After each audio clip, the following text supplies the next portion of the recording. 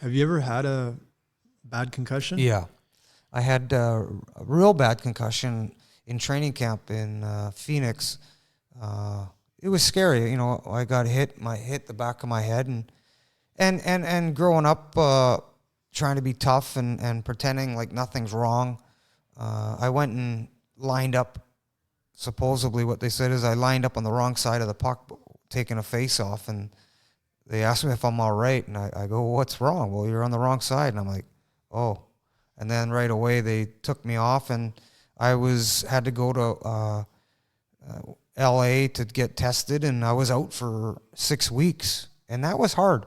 Coming back from a bad concussion is hard because you are nervous that you're not sure if you're 100% because you start doubting yourself.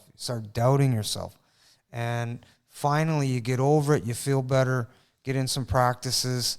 And I was fortunate that, I went on to play and stayed fairly safe after that. I remember that feeling when I knocked my teeth out. Yeah. The first game back after knocking my front teeth out, I was very unsure of myself and, just kind of shell-shocked, I guess. Yeah, you got to be cautious now. When we played hockey in junior, there's so many guys that got concussions, but you had to be tough and you couldn't admit it. So you had to actually just play through it.